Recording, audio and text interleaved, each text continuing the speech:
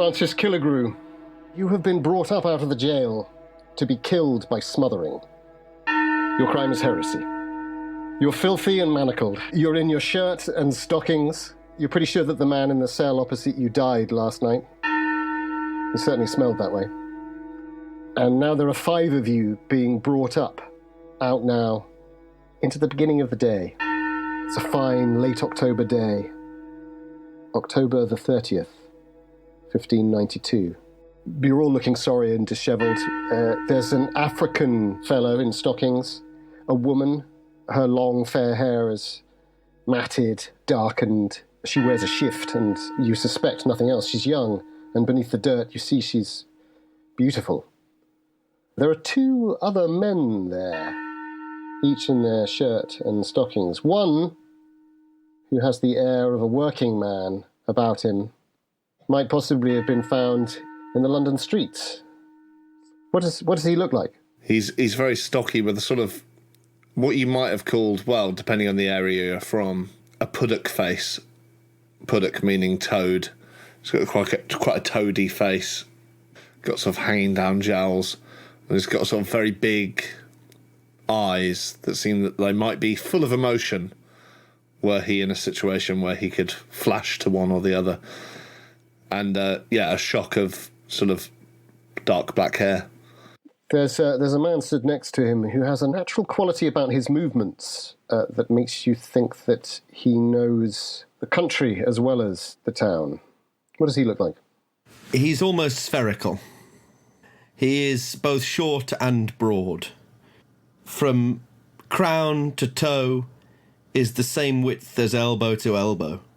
His nightshirt hangs on him like a billowing sail. His pate is bald, but wispy hairs are matted down at the sides, his grey hairs, as if he's accustomed to wearing some kind of thick felt hat. He also sports an enormous beard, a big, white, forked beard that curls up under his armpits, occluding his pendulous male breasts. Killigrew, there's an image that you have in your mind of how you looked before you arrived at this parlour state. What would be the distinguishing features for the other 2 to notice? Even in my dishevelled state, I tried to make my appearance as respectable as possible. They probably notice my collar of my shirt done up as high as it can go, and my cuffs are pulled down close to my hands. It looks like once it was a very fine shirt. I walk somewhat stiffly, and there's a beard that looks like it was once well kept. Maybe a little goatee with the stubble has grown in around it, obviously with the time in the cells, but still it looks like I've somehow managed to keep it brushed. And if you'll permit me, Francis Killigrew thinks to himself, this pair of doughy fools will test the hangman's wit.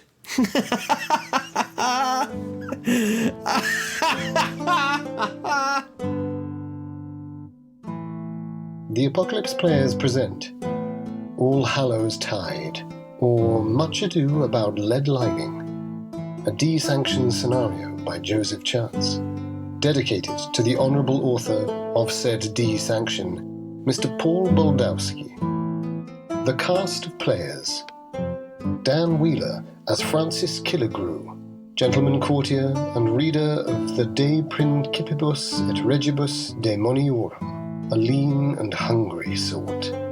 Danann McAleer as Alexander Sparrow, clerk of the temple, student of the Voynich manuscript, a puddock-faced man. Dominic Allen as Squally Chase, caretaker, handcraft practitioner, upstart member of the radical movement Compagnonnage, spherical as a dwarf. And Joseph Chance as diverse and sundry others, be they natural or supernatural. Act 1. A square, a brook. So the way this works, guys, is the 2 boring lords start the Shakespearean play. One of you comes on with news. The other one receives it and then you have to be as boring as possible I'm good at that. within your perfect Shakespearean iambic. I'm bad at this when Shakespeare's written it. Yeah, exactly. It doesn't matter. It doesn't really matter. They're two boring lords, and we are who? We're going to be two sensitive boys by a brook or stream. Excellent. Sensitive boys. But we are going to be the response to theirs. So they're going to start, but no pressure, guys, because it's the two boring lords start all the plays, right? One of you brings news, the other one responds, but be as boring as possible. Remember, linealogy is always interesting, particularly. Okay, Dan, where are they? They are in Oxford, in a town square. The town square in Oxford, and I will tell you that it is night. Sound alarum. Hast thou, within thy broken, sweaty box, received the news that King O'Merle is dead?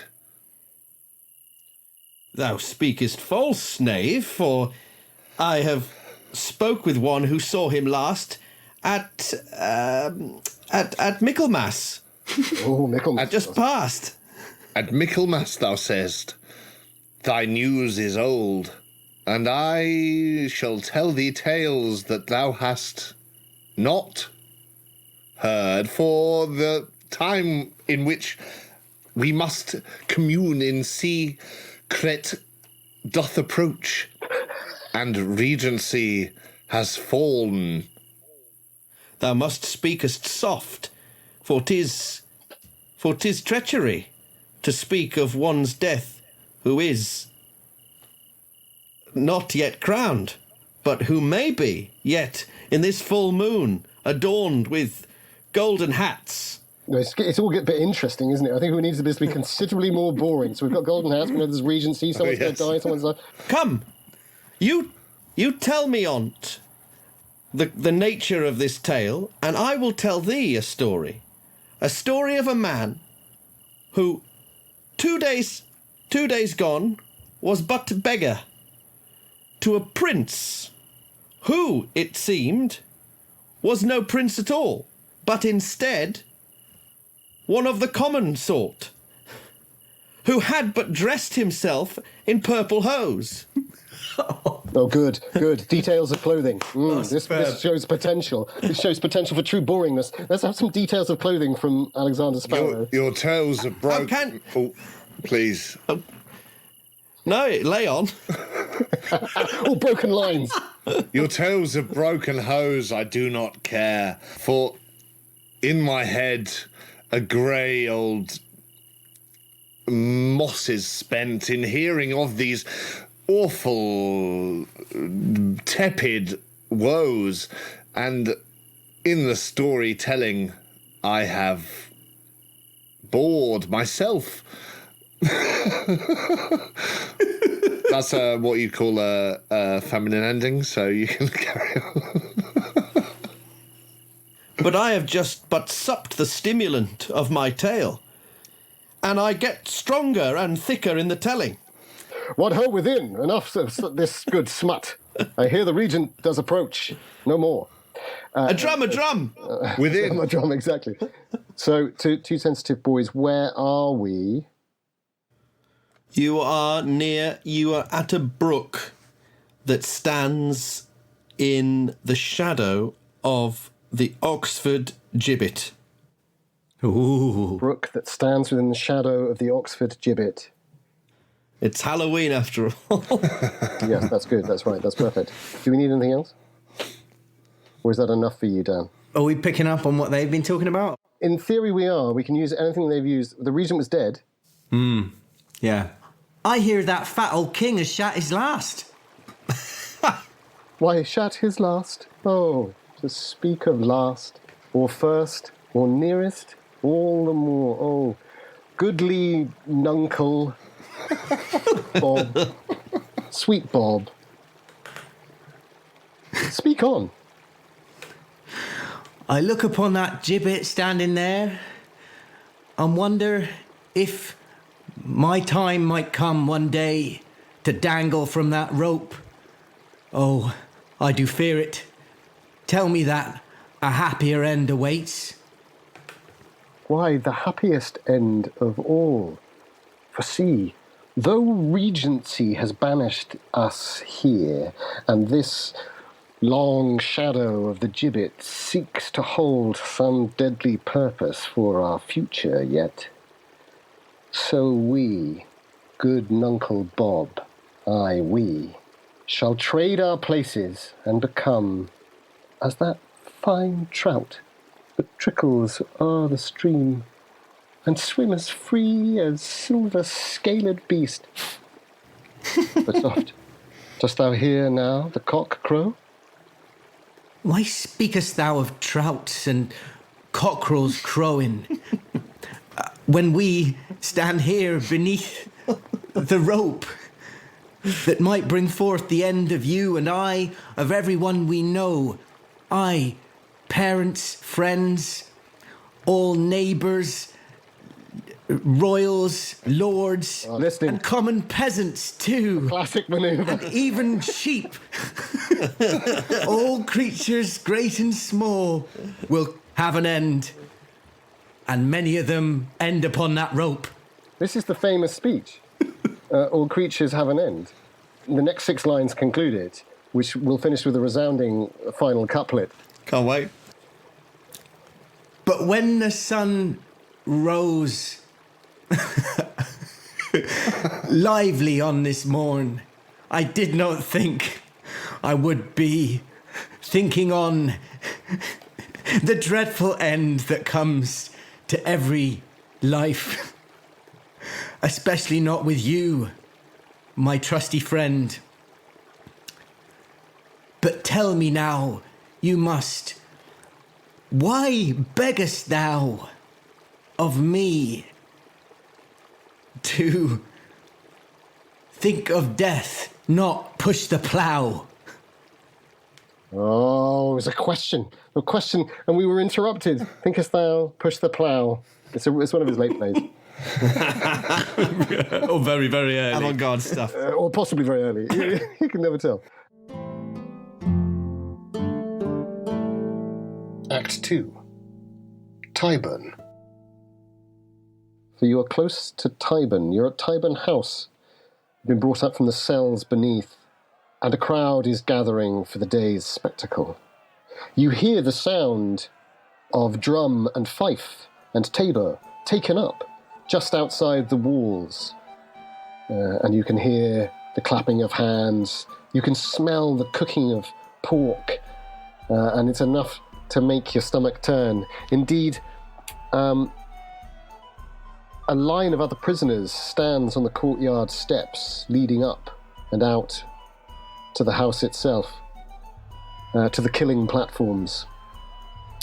Their despondency is absolutely clear, and made all the more actual by the fact that they have voided fluids here and there, and you can, mixed with the sweet pork and apple, with the cries and songs of those enjoying themselves and awaiting the entertainments outside, you can smell the shit and the piss and the vomit and the blood that is slick on the floor around you. There's some scattered straw here and there, and a whole stack more kept up in a corner of the courtyard. Some tired and watchful soldiers stand around, some armed with flintlocks, others with halberds. Some of these soldiers begin to move a few stragglers up the steps, and you get the dreadful tightening in your stomach as the 5 of you are pushed into line, moving towards the bottom of those steps. And just as you're being shoved that little bit harder, a prayer begins to rise.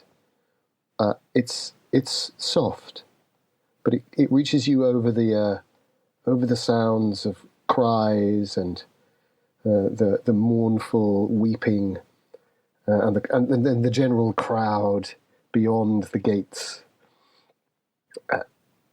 You think your own bowel is about to protest against the steps, and just as your mind rises to the flag, Killigrew, this is you really, I suppose, well, all 3 of you, just as before your mind reaches up to the flag of brightening sky above, just as you realise that you really do not wish to die and you would do anything, would avoid it at any cost, A hand roughly grabs your arm, pulls you out of line. All three of you, plus the African man and the woman. And you're led away to a door. And what follows is more like a dream than any other in your life. There are steps, corridors, rooms. There's a door to a stairwell down. You can hear the others still behind you, but you're at the front. There's a passageway and then a tunnel, rough-hewn, underneath. You must be passing beneath the park down towards the river. You can smell the river. Then a bag is put over your head. You're separated. You're shoved. You stumble. You graze your knee. You fall. You're pulled back up again. Then there are wooden floors under your stockinged, now practically bare feet. And the bag is pulled from your head. There's candlelight. A plain room. Killigrew, it's you, and opposite you, leaning on a table with a nonchalant air, is a handsome man with a lean face, lines running from his cheeks down to his chin. He must be an ancient in his 40s, and he has a sort of playful smile at his lips, and these very cold, grey-blue eyes. Very neatly kept beard. He wears a rich, black, expensive doublet and breeches, and a stark white ruff. He carries a dagger. It's nicely adorned, but it's a practical-looking item. And you are sure that there's a guard standing behind you. You're still manacled. You feel the weight of your manacles on your wrists. And he says to you, "My name is Richard Gage. I work for a lord of this realm, and he in turn works for the Queen. I look for men like you, men who wish to live at any cost. My master could use a man like you. We have a little task in mind." And then he stands up and he takes out from a pouch a little scrivener's knife, a tiny thing, really, and he sort of shows it to you, takes a step back away from the table, and then tosses it onto the table, where you see a contract laid out on fine vellum, already written, but unsigned. You can see no ink. And he gestures to the table and says, "What say you?" Well, I can't see how this day could get any worse. I presume you want this signed in blood, that kind of thing? Very fitting. He raises an eyebrow. The smile increases, but his eyes are still cold. I return an identical sort of mirthless smile. As you do that, you begin to realize that the shadows behind him seem to be deepening, and in the corner of the room, an inky blackness, ironically, seems to be swelling slightly, and you could swear for a moment that you see coiling like smoke, thick black smoke, a tendril working into a circle. And then it's gone. I sort of involuntarily clasp my hand to my collar, pull it tight around my neck, and then I walk boldly to the table, sit down without another word, slice my forefinger and sign my name with the blood coming out the tip of my finger. When you are finally released from your cell, there are two men standing outside you recognize. They're now dressed in their own cleaned clothes, perhaps the first time they've been cleaned for some while. As you yourself stand in your own clean clothes. There is a fourth man present. He's a broad-shouldered, tall, dark-haired man with a dark beard. He gives the impression of being somewhat like a horse trader. He has a stout cane and a leather jacket, leather jack. The two previously forlorn fellows look as if they've been through something of an ordeal. They may even be bandaged. And Lord knows what they've experienced in their encounters. And perhaps we shall find out. But there's no sign of the woman or the African gentleman. Your belongings, such as they are, such as they were when you were taken, are returned to you. And then the four of you are shown out of the side gate of Tyburn House. The execution's now over. It is late morning. You are shown to a coach, let us call it. Although the wheels are good, the carriage itself is nothing much to speak of. And there are two men, one clearly an experienced coachman, and the other, you suspect, security. And this a broad, ugly-looking fellow who also has a stout cudgel. The horse trader fellow wordlessly opens the carriage door and offers for the three of you to enter in.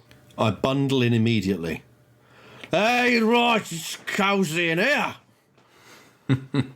I have not experienced quality upholstery such as this for many a night. And as he bundles in, I say, not quite quiet enough so he doesn't hear, no, by all means, after you, age before beauty. Off you go, then. You better let the other gentleman on after you, then. Had you not? For he is clearly younger. Killigrew, are you waiting for the other gentleman to enter, or are you?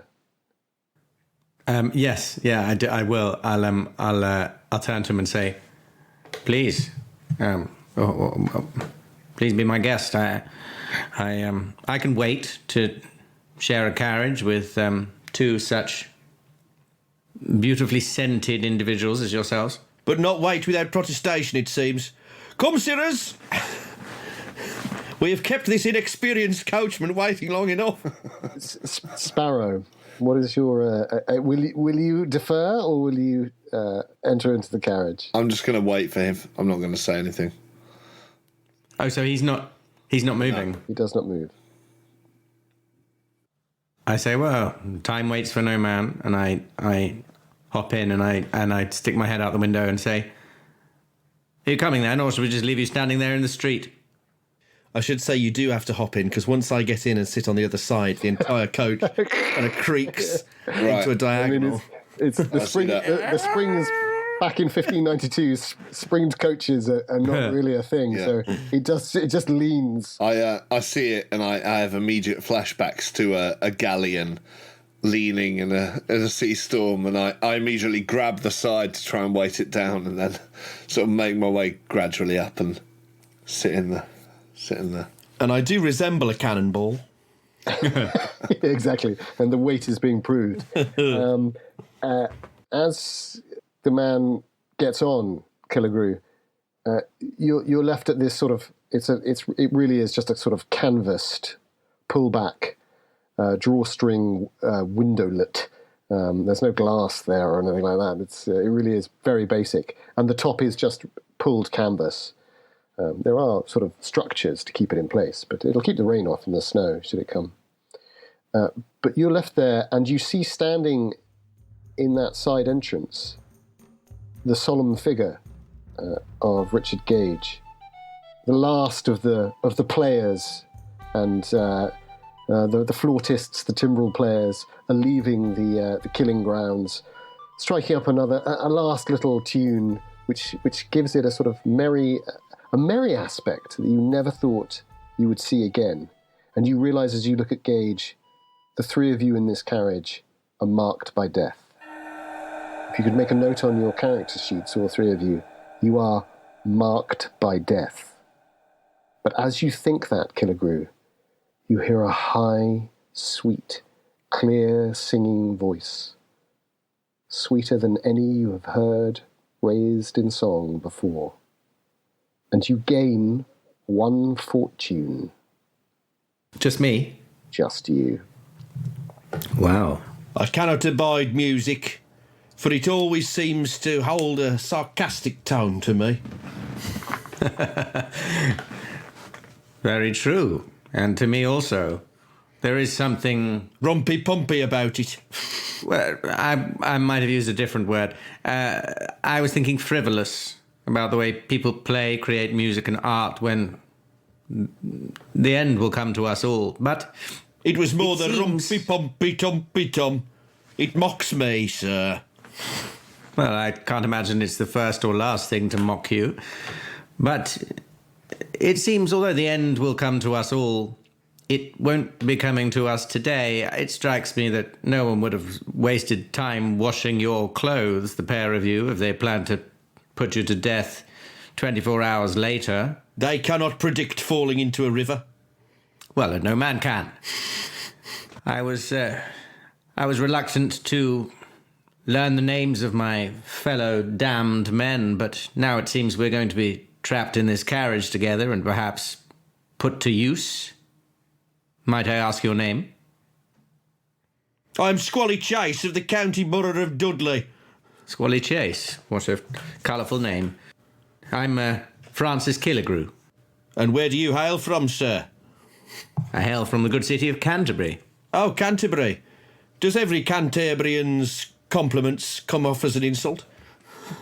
No. Just yours, then. Only the wisest. And what about your toady friend over there? You can call me Mr. Toad. Poop, driver. Poop, another colourful name. Squally Chase and Poop. The fourth space stands empty, but leaping off the side step and in through the door, such as it is, comes the burly-looking fellow, handsome but burly-looking horse dealer, and he squeezes you, Killigrew, over to one side and says, "Well met, well met." And then he uses his cane and thumps the spar that holds up so it's not really the roof, but it's the one piece of wood up above. And he goes, "To Norwich, my friends, where all dead men walking should ride." Bloody hell! It took the words out of my mouth. Take me back to Timon. Yeah, take me back to Colchester. I once was on a coach from Worcester to Leamington Spa. Oh, Christ. And that was enough to sore me bum. But to go from London to Norwich, why, we will not walk in Norwich, sirs, we will waddle. I don't believe you could do anything else. Squally. Better that we should waddle than we should caper, eh? And he nudges Killigrew in the ribs hard. Ooh. If I had known we were bound for Norwich, I would have spent a shilling and bought a cushion. If I was bound for Norwich, I'd fucking bribe the hangman to do me first. And if I'd known we were going to Norwich, I would have brought my sister. Eh? I like this guy. And he bounces a rhythm on the floor of the carriage. What do you call that, a samba? Bossa Nova. Then I fart loudly and long. Act 3. The Road to Norwich.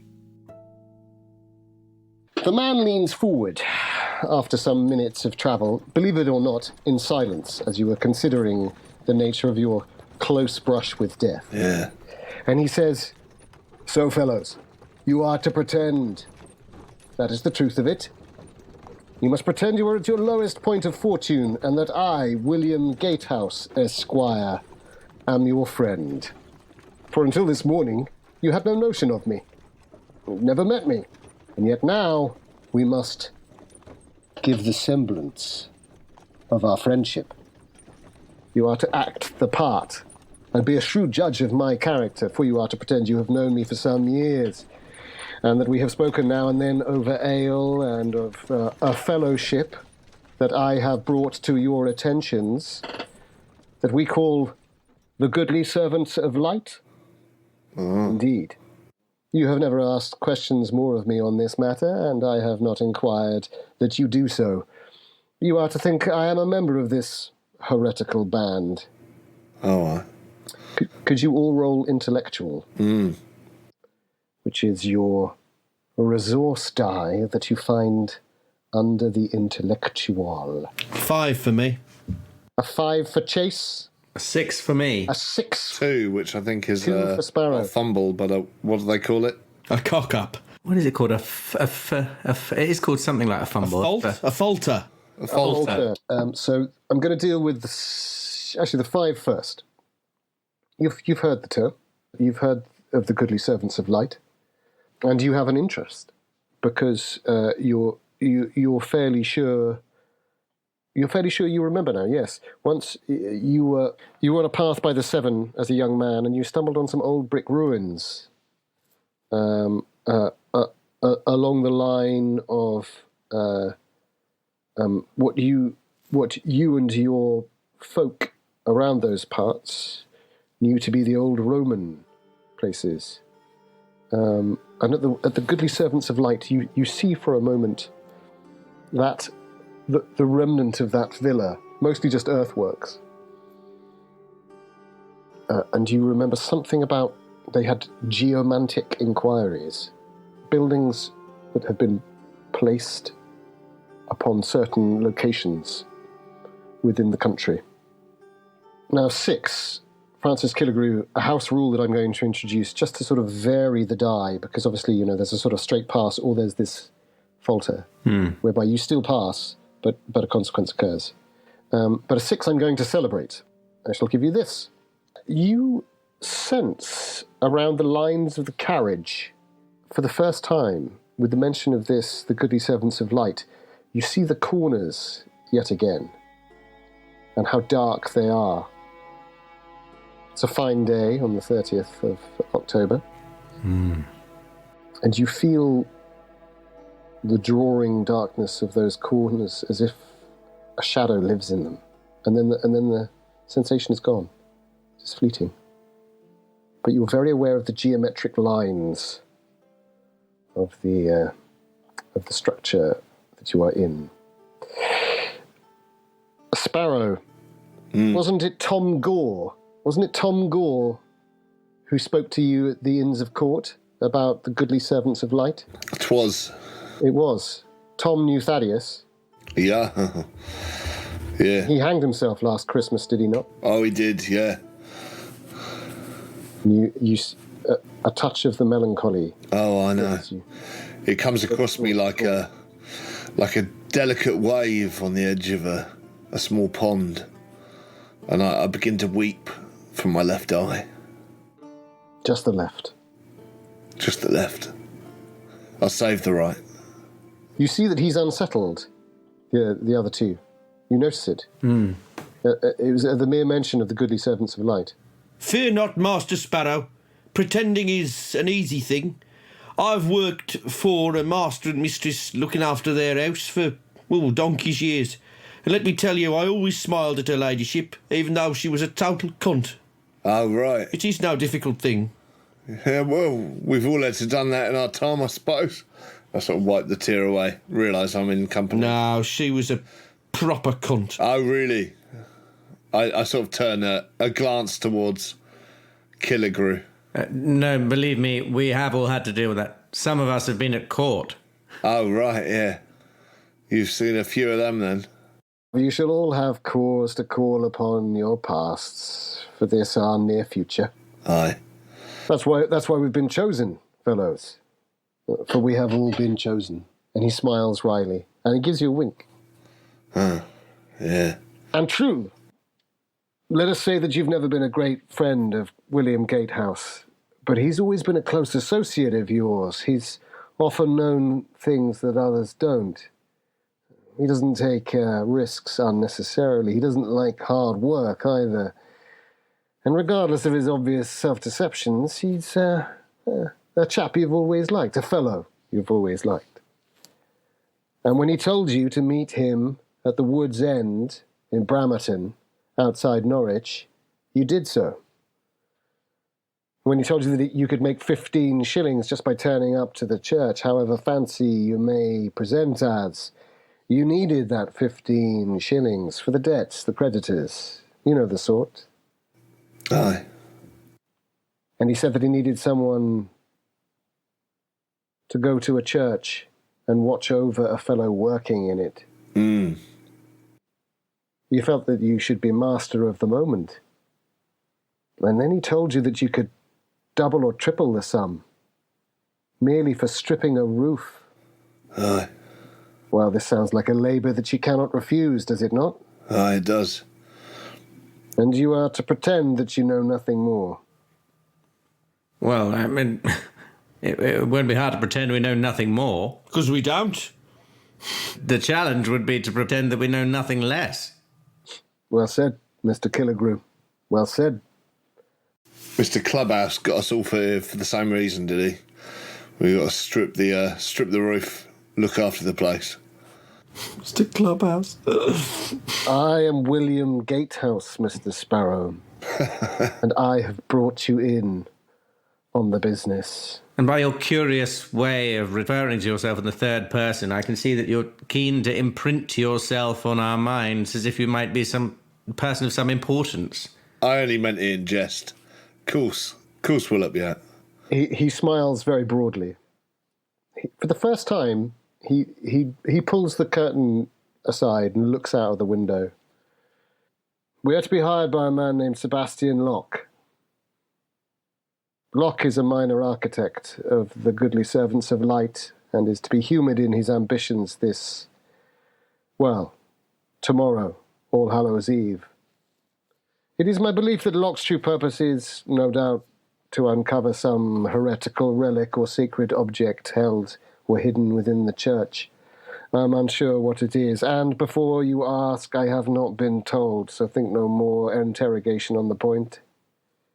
I am under instruction to assist Locke in the finding, then ensure that that same finding is taken to London and to Mr. Gage, and finally held in the hands of our mysterious lord and goodly benefactor, and indeed the legislative holder of all of our death marks, my fellows.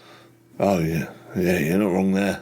For the first time, his eyes go very, very black. So he holds you in bond as well, does he, sir? They say it is not the common practice for we in this goodly game to speak of such things. But I would have you trust me as far as you dare. Well, be open with us, sir, and I'm sure you will garner our trust. What manner of crime should we associate with you? Murder, perhaps? Heresy, as indeed for the three of thee. Oh, everyone's that. I was hoping for something saucier, bonking out of wedlock or such. Why, I trade in horses. Of course I have laid low as many be married as I may. With your horses? Mm. He grips his cudgel. He sat next to you. Grips his cudgel, eh? Mm. Gives it a tug. And his knuckles go white. I bet they do. And he smacks you in the face with it. And you're dead. Because you did naughty metagaming joking. I'm going to punish you for that. So, could you roll a physical? Yeah. At 2 steps down. He's like an adder striking from the grass. So it's a fail. So you've taken a bruising. That's a consequence. Which means you ache, and any physical activity that is undertaken in this journey will be done at a step down. Okay, great. I think you're the one who's going to struggle pretending to be friends, mate. Way before you even say that, brilliant as that is, Squatty Chase, he says, "Oh, forgive me, my dear man. Oh, Walter, drive more steadily." And for a split second, you almost believe him, and then you're absolutely sure he did it deliberately. May I check, do I lose a hit as well, or do I just take? No. So I just write bruising. You just bruised. Yeah. And to be honest, Daniel Wheeler as Francis Killigrew, who played beautifully the metagame, and I loved it. it will be healed with rest. Therefore, feel free not to write it down, for I shan't push you upon the point. Yeah, I'd like to, as he hits me and he gives me this excuse that I know isn't a real excuse, I'd turn back to him and say, I thank you for that gift. It might not occur to you that not all of us feel beholden to the person who dragged us away from the gallows. I don't feel like I want to spend the rest of my life in servitude. Every minute is a gift. We are but ghosts. Already I've lived longer than my fate decreed. You feel a warm sensation, pardon the expression, just by your heart. A tightening, as if you're betraying something pure and simple, and you hear a rich, high, sonorous voice, the clearest voice you've ever heard singing. And you feel how petty your statement is. Amongst these men, all of whom are marked by death, just as you are. Yes, you're right. Intellectually, you are right. And you have been your own self. But you feel suddenly this intense bond between all four of you, not just the other two. It is most intense with Chase and Sparrow. But you feel a sort of, even with the blow that you've received, you just feel it around your pap. Aye, that left pap. These NPCs haven't played with us before. They don't know what they're getting themselves into. He's going to be dead. He's going to be dead in an hour. You gentlemen have not played with Sir John Dee before. Oh, that's very true. This is very true. Do I catch a sight of this? The sort of the hit and everything. I imagine with Yeah. You the two of you saw it all, and you're sure it was deliberate. Yeah. But he's a good actor. Yeah. Because he's made it 100% clear that it was. But he's also sort of declared to you all, it's just an accident. I'm more interested in seeing whether or not he has been accepted in that explanation. I'm more interested in what Dan's character and what Killigrew thinks. Killigrew? I think Killigrew is putting on a brave face, but that really fucking hurt. Yeah. He's all mouth and no trousers, is what you interpret from his reaction to that. He looks humbled. In which case, I think I just start. I start carousing, not in a sort of like aggressive way, but in a sort of. I just start muttering this sort of rhyme under my breath. Has anybody seen my cock? My big Rhode Island red. He's tall and pink with a little bit of blue and purple on his head. He stands straight up in the morning and gives my wife a shock. Has anybody seen my cock? And I imagine everyone starts to sing it in a round. I'm just trying to lighten the mood. Cock, cock, cock, red. Have you seen its engorged head? Has anybody seen my cock? Nay, marry that I shall. Has anybody seen my cock? Has anybody seen my cock? Has anybody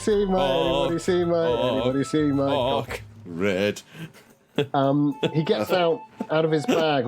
He carries a leather bag, and he gets out of his bag a bottle of Rhenish, not too watered down, and some wooden cups. And he pours, and he leaves the last for you, Killigrew, and he pours a half cup of Rhenish, and then he takes out a little flask and just puts a little brandy in it and says, "There, for your feelings." It's kind of you to assume I have any. And you do find it does lift your spirits somewhat. Much obliged. Oh, bollocks, has spilt it down me front. That'll leave a mark. So some time goes by. There's some singing. There's some knowledge that you've escaped death. And although I think it's fair to say, Killigrew, you're reluctant, and there is an edge to it, there is a warmth that spreads. And Sparrow and Chase, the same as for you. The melancholy disappears for you, Sparrow, and you feel this warmth, and each of you feel it at your heart. This glowing sense of not just a bond, not just escape, but also the tragedy of what is so close at any time is. And when you think about it, it could be revoked by a contract on a contract basis.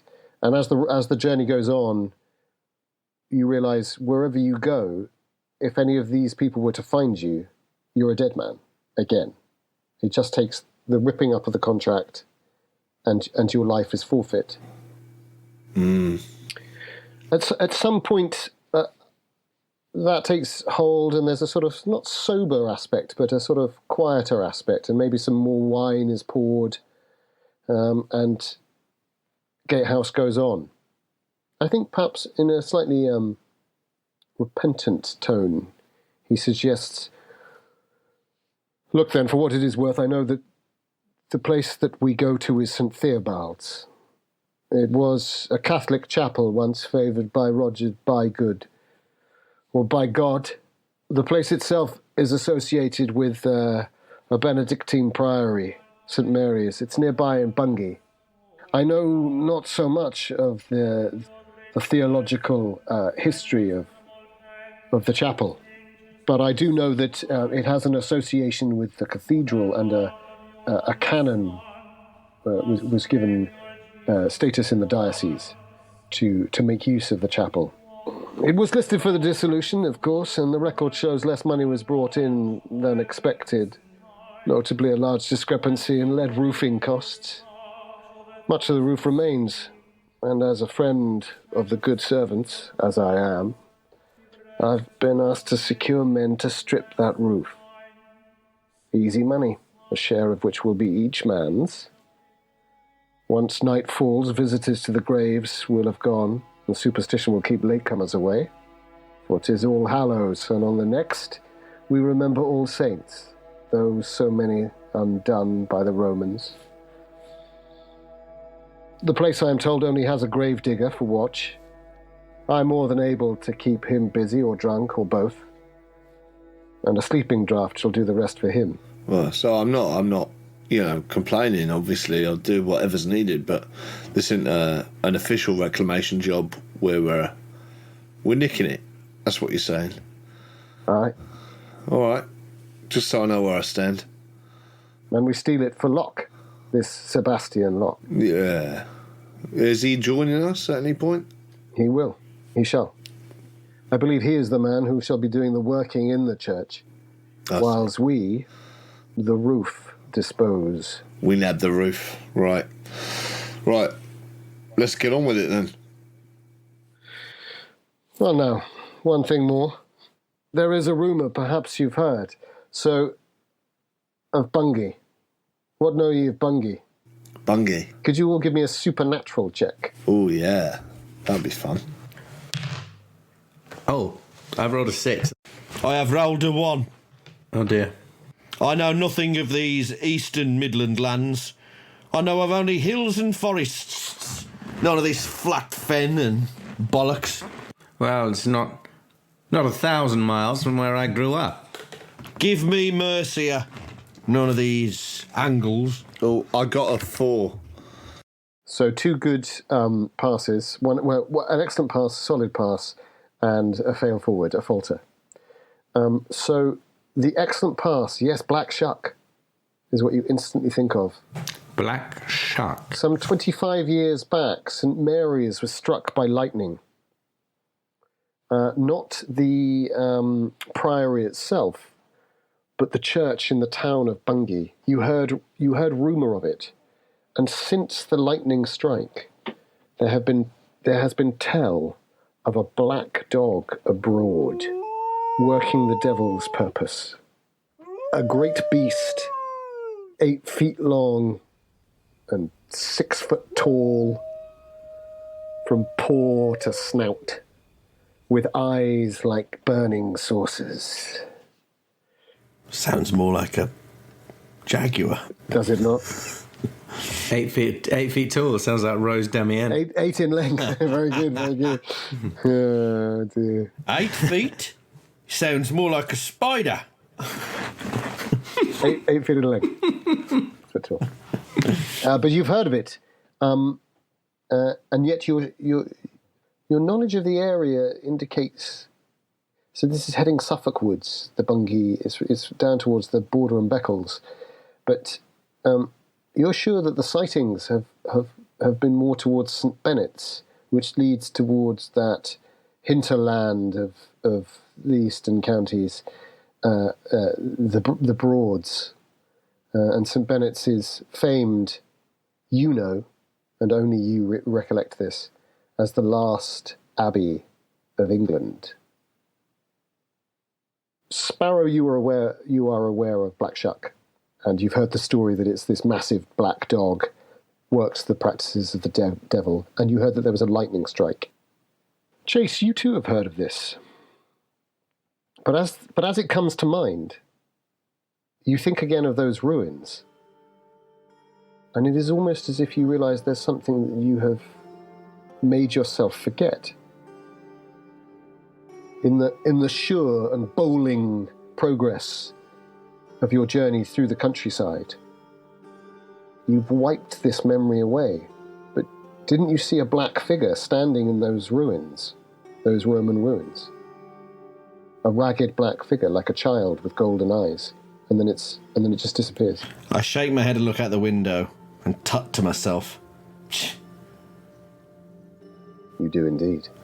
Memories are but thoughts that we have had before. Did you say that out loud? Yeah. They are as inconsequential as a fart. Profound, Brother Chase. Would not expect such wisdom from... Well, never mind. You may whiff it again, but it does not mean that one has farted. Oh, and there it's gone. Aye, to whiff it the more. And then, as if Providence demands it, I break wind loud and long. Christ. And then I look at William Gatehouse and say, and I just tut, as if he'd done it. Oh, not silent, but violent. A rarity. Gatehouse guffaws and slaps your thigh and slaps Sparrow's thigh and then goes to slap Killigrew and then sort of realises that's not. He's hit Killigrew enough. And then he says, but come now, enough of this whiffing. Would that we were swiving. Once I have dealt with the caretaker, I shall report to Locke and observe upon his workings. This is my plan. Then one of you should make good show of lifting lead, and he sort of looks at the two burly, strong types opposite him. And one of us should supervise, I expect. Well, the other shall be best for catching, and that leaves you, and he points at you, Killigrew, or next to him, to be the watcher of the place, eh? I believe that will suit my skills very well. But use that time well. This looks like the borders of Bury ahead. The day has gone quickly enough. But you are approaching Bury St. Edmund, which will be the end of your first day's journey. For in realistic terms, no one travels to Norwich in a single day from Tyburn. I think I might turn to Francis and just say, well, you must be good at catching. Might be the harder work lifting up those slabs, but it's the more dangerous job catching them, not letting them split your skull. No, I agree, and I agree, and that's why I'm not planning to lift or catch. I'm just keeping an eye on proceedings as instructed. Oh, I misunderstood. I thought by catcher he meant an actual practical job, so you're getting the same cut just for wandering around the graveyard looking posh. Like a dickless pig. Yeah. Useless. You're not wrong. Not to worry, don't apologise for misunderstanding. I don't imagine it'll be the last time that happens. It might be. You better hope I am good at catching, because even if I'm the one catching, it could still twat you on the noggin. Don't forget that. Fear not, Mr. Sparrow and Mr. Chase. Goodly Killigrew will no doubt be doing more than watching. Is that not the case? Yes, I suppose you want me to say yes. He might be sitting and all. Yeah. Might be having a ham sandwich. I wish for them to be reassured of your purpose. No, of course. No, I remember that weird pain in my heart, and I say, suddenly serious for once. I say, no, you speak true. I think it's fit that we all pull our weight in this endeavour. Yeah. Well, good. Good on you. Yeah. Mr. William Club Biscuit, whatever your name is. Was our lord wrong in bringing you in this carriage? Can you remember a name? Hey, listen. It's the way I deal with these things, through humour, black bile humour, all right? All I want to know is, once we got the stuff, what are we doing? We transporting it on this carriage? We taking it back to the same city, or like, what's the plan? We shall obey the nature of the play, the script. The traffic of the stage must be observed. We shall to Bramerton and to the Wood's End. There we will pick ourselves a more fitting cart. Right. The goodly driver and our friend shall be with us. I see. And then they shall leave us at an appointed time, and we shall on to meet our friend Locke just before Seething. Excellent. That is the name of the village closest to St. Theobald's. Yeah. Seething on the Wold. Yeah, lovely. Well, It's on the Loddon road. The Wold isn't further north. Oh, yeah, of course it is. My geography's all off once I get out of Essex. Well, now, we have a tavern here. Well, no, 'tis not so much the case. We have a goodly house. 'Tis arranged.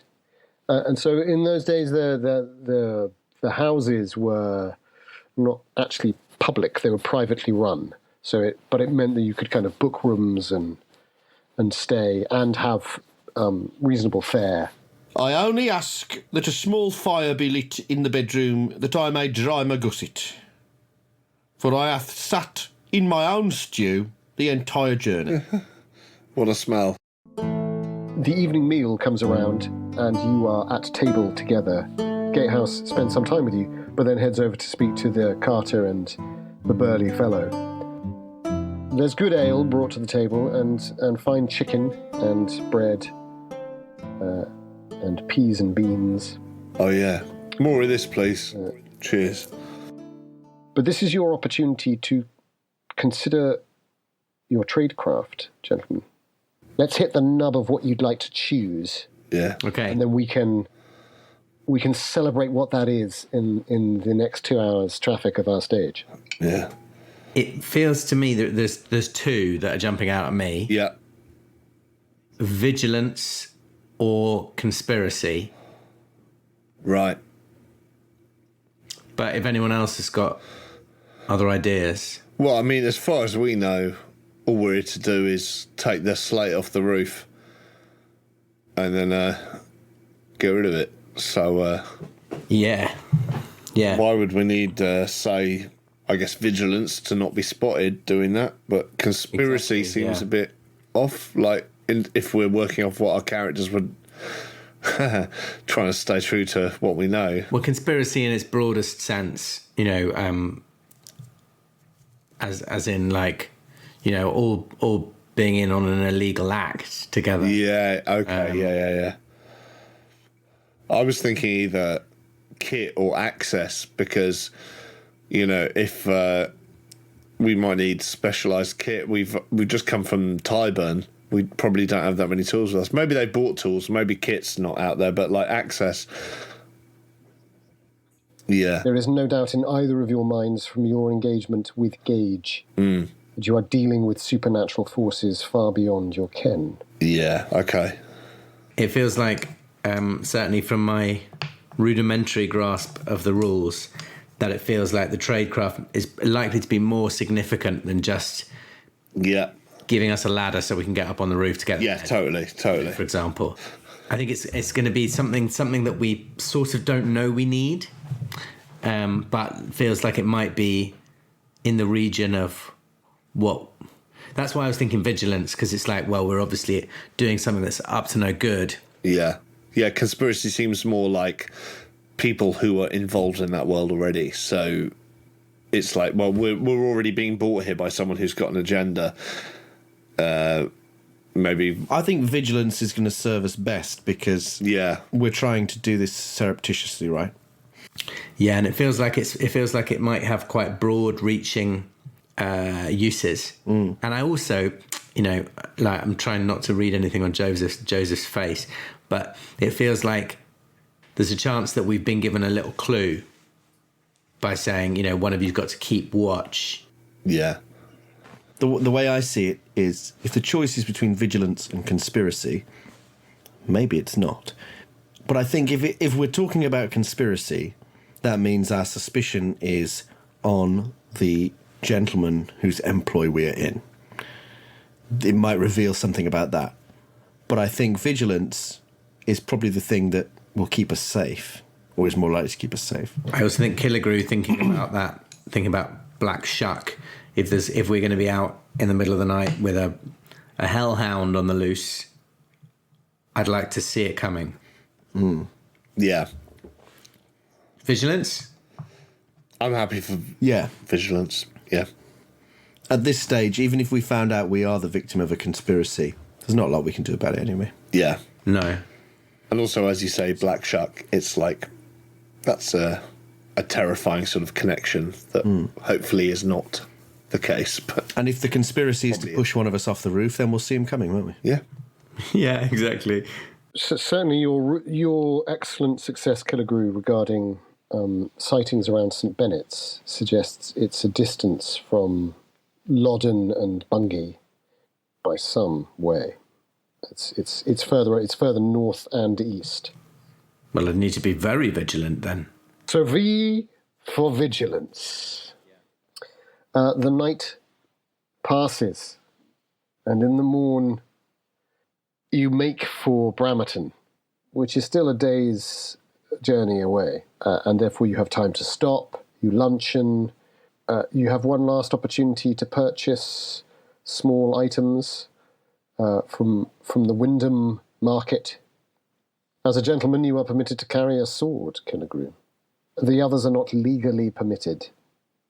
I've got a knife. My physical resource is so very poor that I kind of don't feel like that's going to help me, and I might be better off going down a different route, down the lines of concealment and deception and something along those lines. And I wonder whether I could... You could buy a cloak. Yes, I'd like to buy a cloak.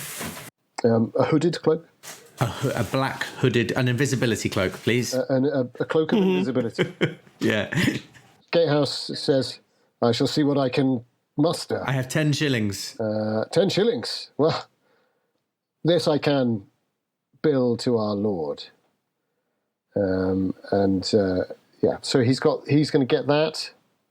Anyone else? Or are there any stores nearby that seem to be, well, probably not, but I was just wondering if there were any curiosities or sort of foreign currencies or stamps or anything like that. Probably not. That would be very esoteric.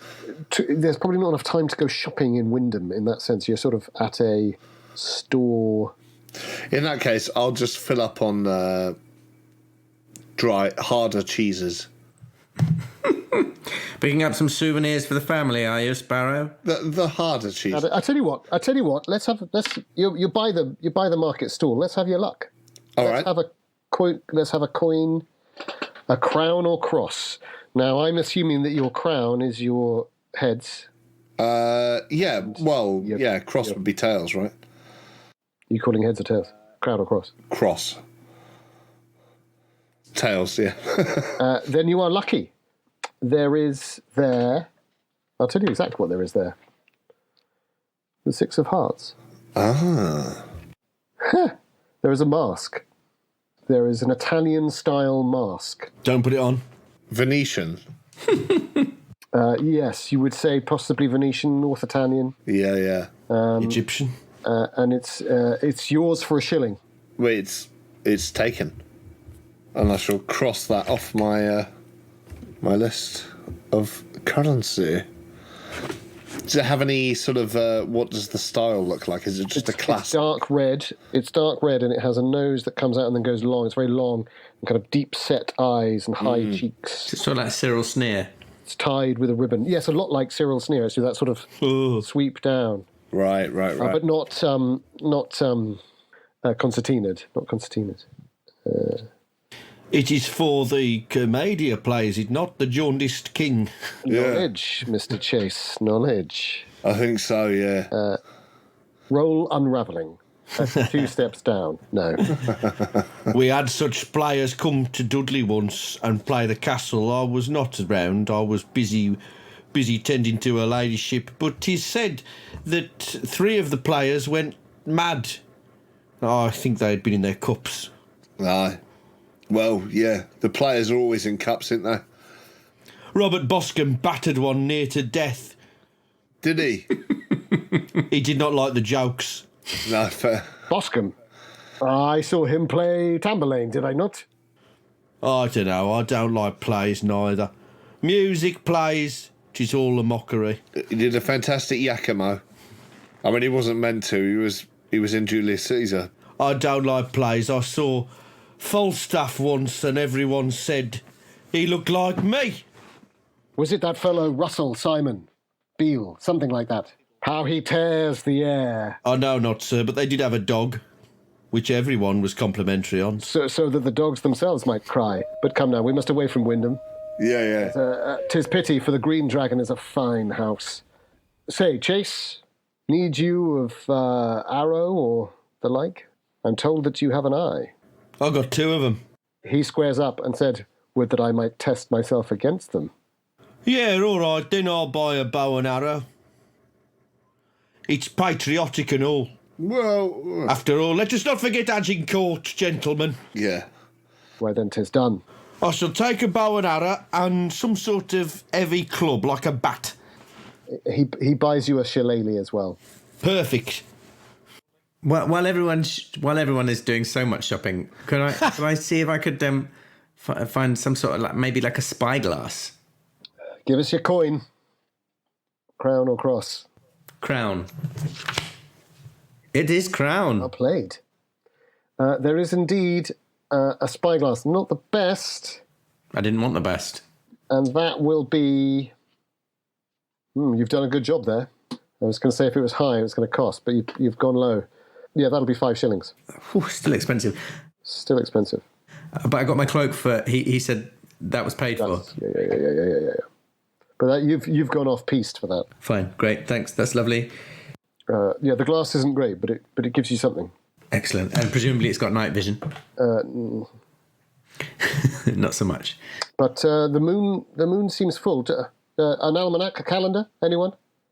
The moon does shine that night. You're sure that the moon doth shine tonight, and it seems again it's been very clear. There were cold days during your incarceration. Lord knows you remember too well. But you leave Wyndham with a sense of the accoutrements supporting your journey. The moon is fat tonight, near fat as Squally Chase. He says, as you approach Bramwell, You what? and you switch carts, the Wood's End looks like a fine place. Commands a view of the river and away across the rising fields, idyllic, bucolic, the gathered cows, the slight rise of Norwich. Ket's Hill can be seen. They say that Norfolk's flat. Not so much this part. Fucking stinks though, doesn't it? There is indeed the smell of pig. Inside and outside the carriage. The mucking is all year round, it seems. Yes, great belching and farts roll out of the carriage.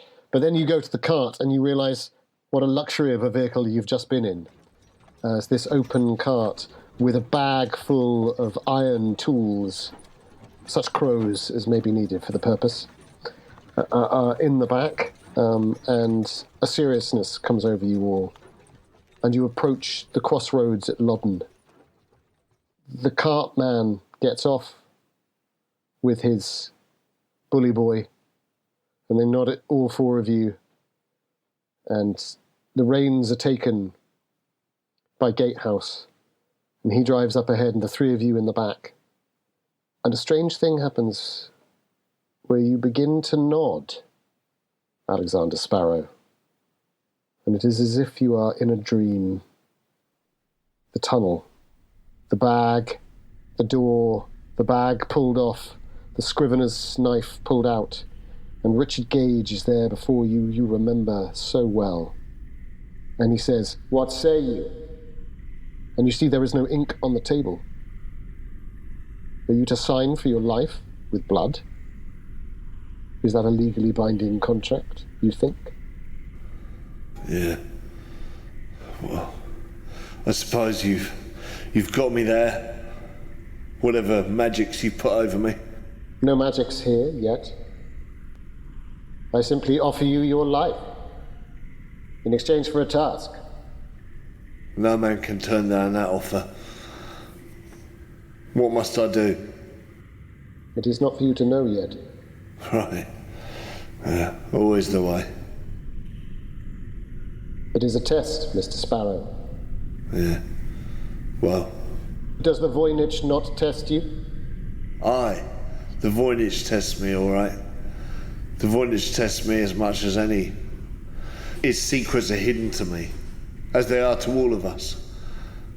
And I don't know that throwing my lot in with you will help that matter. To all of us? Are you so sure? Well, you show me the man who's deciphered those languages, those symbols, and I will show you a god of sorts. It is otherworldly. It is from another plane. Do you think that Sir John Dee does not have a light upon the voynich? Perhaps he does. And if he can shed light on it for me, well, I would aid him in any manner I could. Do you try to bargain with me? Aye. What else is a man to do in this situation? Bargaining is all we have. Bold. Look in your pocket. You swear that you had no pocket before. And just on your shirt, at the midriff, there's a small white sewn up pocket with red thread. Well, I have no pocket, but Oh. Well, that's a weird place for a pocket. What wizardry is this? What have you done? There's a key inside. You can feel it, even before you take it out. Do you take it out? Yeah, I think I do. I think for a moment I'm sort of struck by just the impression of it under the cloth. Your instincts just cannot resist. You look at it, and you see a number on it. I see the number 8. And you think that he does not have a light on the voynich. Will you sign, sir? Or must I send you back? I will. You may keep that. I will sign, sir. And the cart just wakes you up as it hits a divot on the road, and you see the crossroads ahead. And you feel your hand on the key. And all three of you feel the burning sensation in your left breast of the bond between you. This cart is as hard and as rough as sitting on my missus.